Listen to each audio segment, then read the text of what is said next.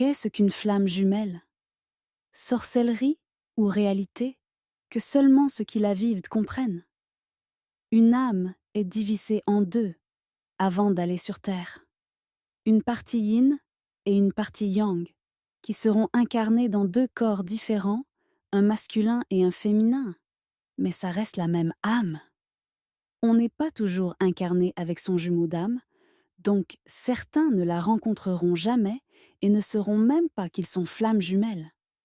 Ceux incarnés en même temps sont des élus qui ont une mission de vie commune à toutes les flammes jumelles.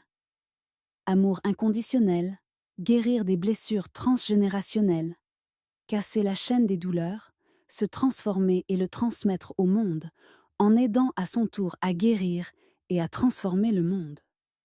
Leur vie n'a jamais été facile, ils ont beaucoup souffert, même si personne ne le remarque, et ne se sont jamais sentis à leur place dans ce monde. Alors, ils vont se créer des mécanismes de défense.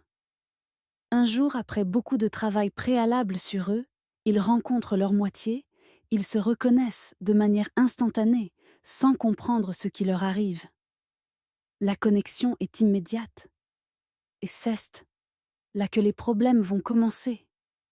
Malgré tout cet amour, cette acceptation, les blessures et les égos vont se confronter. Un fuit par incapacité à gérer ce flot d'émotions. On l'appelle le runner, et l'autre s'accroche de toutes ses forces pour pas perdre cette connexion, ce lien auquel elle tient. On l'appelle le chaser. Le but?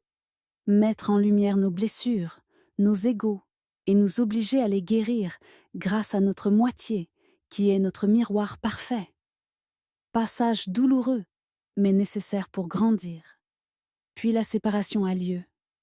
Celui qui poursuit en a marre et met un stop, et chacun finit de guérir seul et commence à découvrir et vivre leur mission de vie.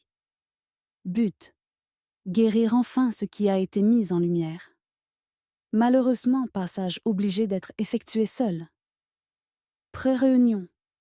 Quand les deux ont pratiquement fini de guérir le runner, se sent enfin digne de son chaser, et le chaser cesse d'accepter les miettes. Le runner vient chercher son chaser.